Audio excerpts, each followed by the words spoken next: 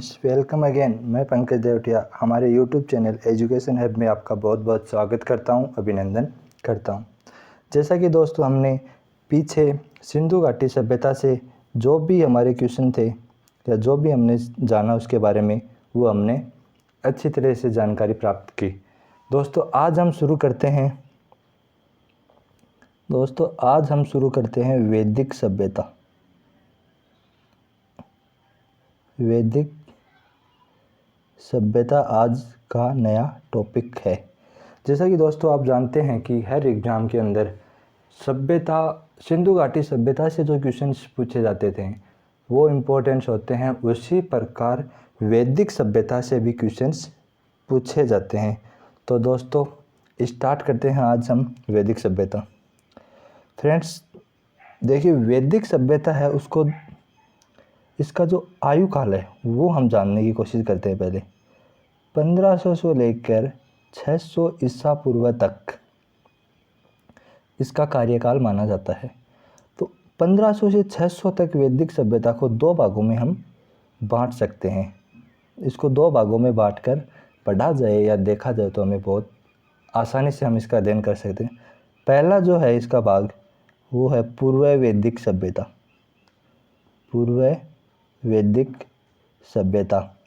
दूसरा जो भाग है वो है उत्तर वैदिक सभ्यता। उत्तर वैदिक सभ्यता। तो दोस्तों वैदिक सभ्यता को 1500 ईसा पूर्व से 600 ईसा पूर्व तक बांटा गया है। इसके दो पार्ट हैं, पूर्व वैदिक और उत्तर वैदिक। तो जो दोस्तों पूर्व वैदिक जो सभ्यता है, पूर्व वैदिक है, उसको हम 1000 ईसा पूर्व से लेकर के 600 ईसा पूर्व तक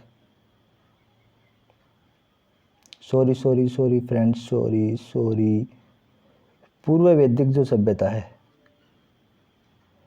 पूर्व वैदिक जो सभ्यता है उसको हम 1500 ईसा पूर्व से लेकर के 1000 ईसा पूर्व तक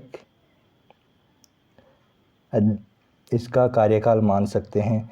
और जो उत्तर वैदिक है, 2 नंबर जो उत्तर वैदिक सभ्यता है उसको हम 1000 से 600 ईसा पूर्व तक मान सकते हैं।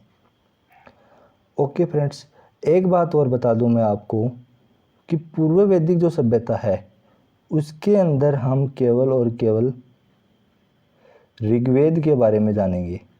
ऋग्वेद के बारे में जानेंगे और बाकी के जो 3 वेद हैं वो हम 3 वेद जो हैं वो हम उत्तर वैदिक सभ्यता के अंदर जानेंगे। ओके फ्रेंड्स, अब हम जानते हैं कि वैदिक सभ्यता कि ये तो इसका एक भूमिका थी वैदिक सभ्यता के बारे में। अब हम जानने की कोशिश करते हैं कि वेद क्या होते हैं, वेद का अर्थ क्या होता है, वेद का अर्थ क्या होता है, वेद का एक शाब्दिक अर्थ क्या होता है। वेद का दोस्तों शाब्दिक अर्थ होता है ज्ञान। किसी भी चीज़ के बारे में हम जानकारी प्राप्त करते हैं, उसके बारे में हम ज्ञान प्राप्त करते हैं, उसी तरह हम वेदों के बारे में हम ज्ञान प्राप्त करते हैं। तो वेदों की हमें क्या जानकारी मिलती है, हमें ज्ञान मिलता है वेदों से, वो ही एक हमारे लिए वेद का अर्थ माना जाएगा। वेदों में जो वर्णन क्या किया गया कि आर्य जो जाति थी वो सर्वश्रेष्ठ जाति मानी गई है। वेदों में सर्वश्रेष्ठ जो जाति मानी गई है वो आर्य ही मानी गई है। दोस्तों हम जहाँ तक जानकारी प्राप्त करें कि ऋग्वेद के अंदर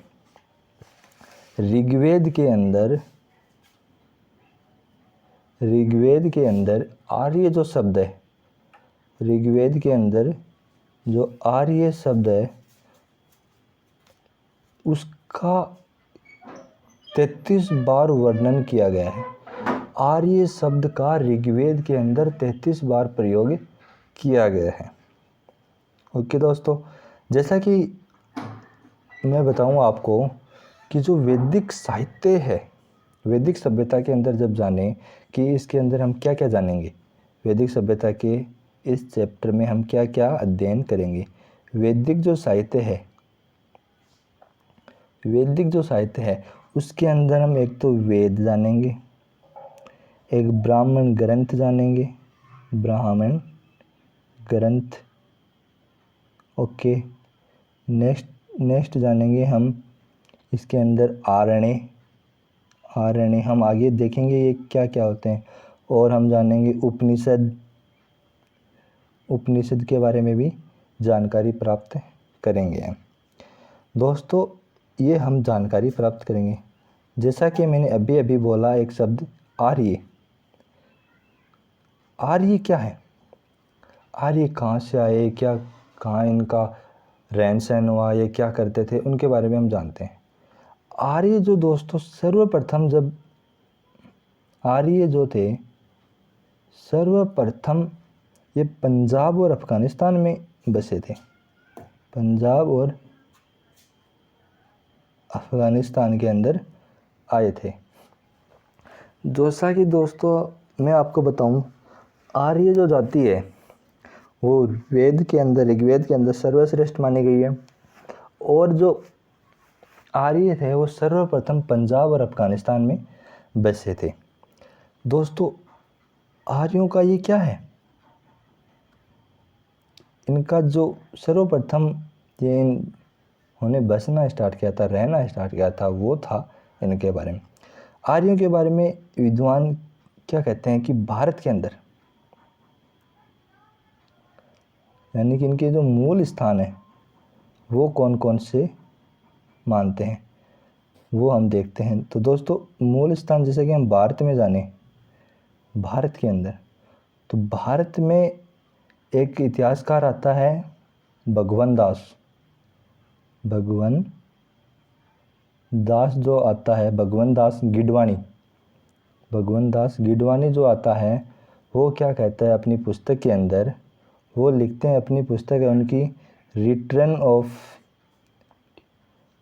ऑफ आर्याज मानते हैं कि अपनी भगवन दास गिडवाणी अपनी पुस्तक में ये मानते हैं। और तिब्बत से आए हुए कि आर्य जो हैं वो तिब्बत से आए हैं। तो तिब्बत से आने के बारे में कौन कौन से इतिहासकार या वो उनको साक्ष्य मानते हैं कि जो दयानंद सरस्वती ने आर्यों को तिब्बत से आए हुए मानते हैं। और कौन मानते हैं इनके साथ, एक इतिहासकार आता है पार्टीजर, वो भी इन्हें तिब्बत का ही मानते हैं। और इतिहासकार क्या मानते हैं जैसे कि जर्मनी से कौन मानते हैं इन्हें कि आर्य जर्मनी से थे, वो इतिहासकार पेनका इन्हें जर्मनी से भी मानते हैं। एक इतिहासकार आता है मैक्स मुल्लर और जे.जी. वो इन्हें मध्य एशिया से मानते हैं, मध्य एशिया से इन्हें मानते हैं। अब दोस्तों ये तो था आर्यों के बारे में कुछ बातें। अब हम वेदों के बारे में जो जानकारी प्राप्त कर रहे थे वो थे वेदों के बारे में जानकारी। वेदों के रचनाकार कौन थे, पहली बात आता है कि वेदों के रचनाकार कौन थे। तो वेदों के जो रचनाकार थे वो दोस्तों ध्यान से सुना, हर बार एग्जाम में पूछा जाता है क्वेश्चन, महर्षि कर्षण द्वैपायन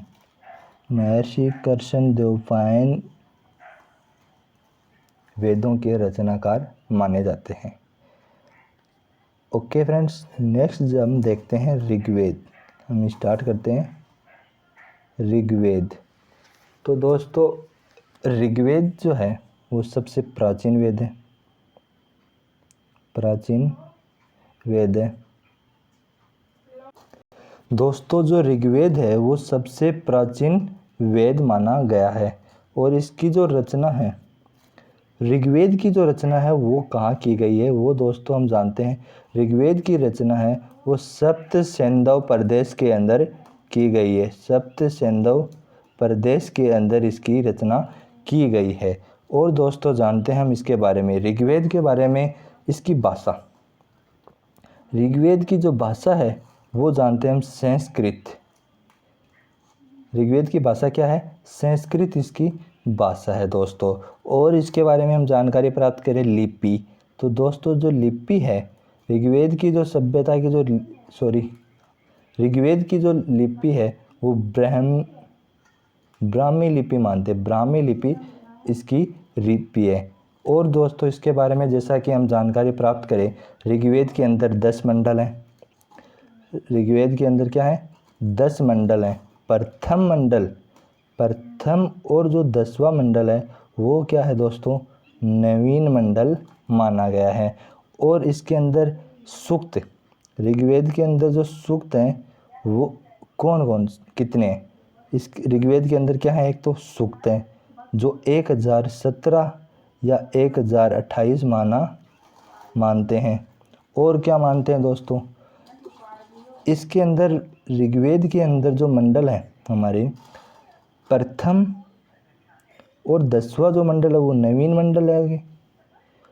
दूसरा और 7वां जो मंडल है वो प्राचीन मंडल मानते हैं।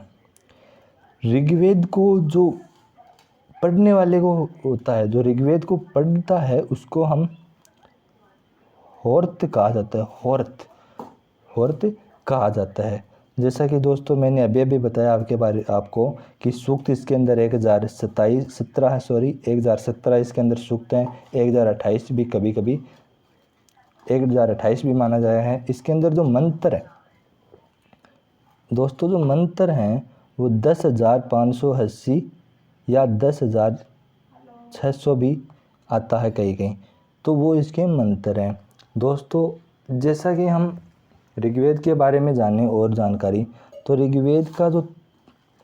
ऋग्वेद के अंदर जो 10 मंडल है, 10 मंडल हम इम्पोर्टेंट मंडल के बारे में हम जानेंगे आज यहाँ पे। तो दोस्तों जैसा कि मैं बता दूँ आपको, तृतीय जो मंडल है, तृतीय मंडल के बारे में हम जानकारी प्राप्त करें तो तृतीय मंडल की रचना जो थी वो विश्वामित्र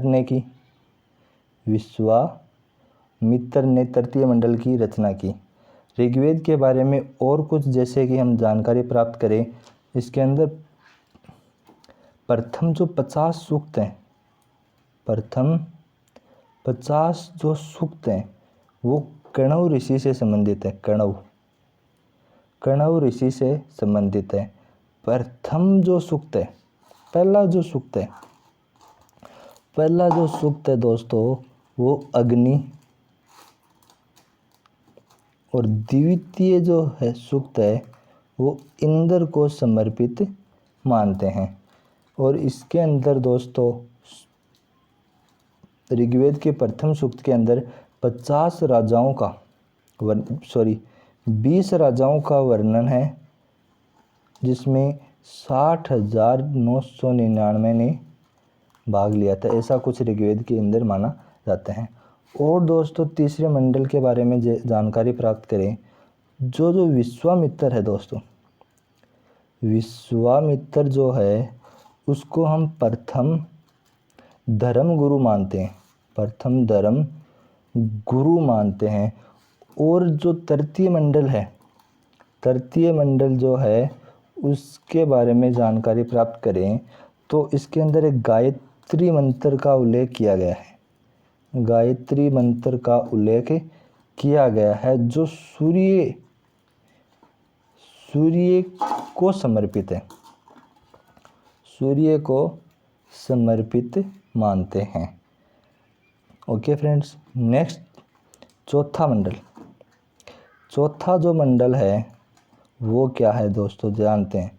चौथा मंडल के अंदर कृषि मंत्रों का उल्लेख इम्पोर्टेंस है, लेकिन इनमें कुछ छोटी छोटी बातें ही जानने की कोशिश करते हैं। कृषि मंत्रों का उल्लेख है। उसके बाद में जानने हम दोस्तों जैसे कि 7वां मंडल, इम्पोर्टेंस देखेंगे हम यहाँ पे। चौथा जो मंडल है इसमें दासराज्य युद्ध का वर्णन किया गया है।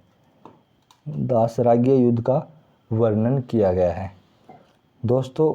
दासराज्य युद्ध है उसके बारे में ये क्या था वो जानते हैं हम। दास राज्य युद्ध। दोस्तों ये जो युद्ध है वो परुष्णी नदी, परुष्णी या रावी नदी बोल सकते हैं हम, वर्तमान नाम प्राचीन नाम परुष्णी, ये परुष्णी या रावी नदी के किनारे लड़ा गया था। दोस्तों इसका कारण क्या था, रीजन क्या था इस युद्ध को लड़ने का। भारतवर्ष का एक राजा था, प्राचीन वर्ष में भारतवर्ष का एक राजा था सुदास। इस सुदास ने क्या किया कि एक बार अपने दरबार के अंदर विश्वामित्र जो धर्मगुरु था, विश्वामित्र, उसके स्थान पर इसने अपना पुरोहित बदल दिया। विश्वामित्र के स्थान पर गुरु वशिष्ठ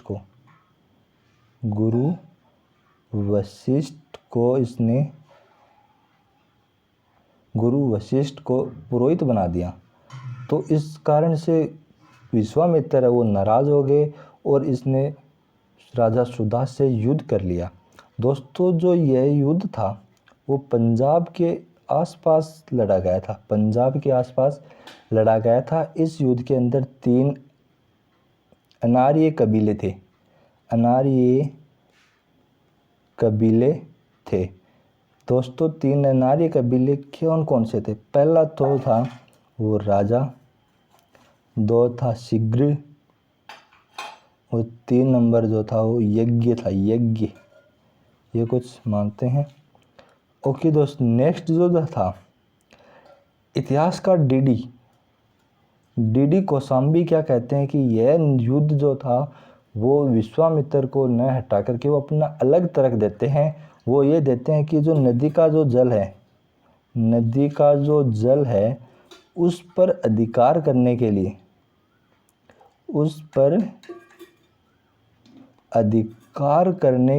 यह युद्ध हुआ था। ओके दोस्तों, हम आज इतना ही पढ़ेंगे। बाकी मैं एक बार दोबारा रिपीट मार देता हूँ। जो हमने वैदिक सभ्यता स्टार्ट की थी वो 1500 से लेकर 600 ईसा पूर्व तक थी। 1500 से लेकर 600 ईसा पूर्व तक थी। इसको 2 भागों में बांटा गया था, पूर्व वैदिक और ऋग्वैदिक। पूर्व वैदिक के अंदर 1500 से लेकर 1000 था। 2 नंबर उत्तर वैदिक था, वो 1000 से 600 ईसा पूर्व तक था। वेद का अर्थ होता है ज्ञान। आर्य सर्वश्रेष्ठ माने गए। ऋग्वेद में आर्य शब्द का 33 बार उल्लेख हुआ है। ओके दोस्तों, नेक्स्ट हम जानेंगे। Okay, thank you.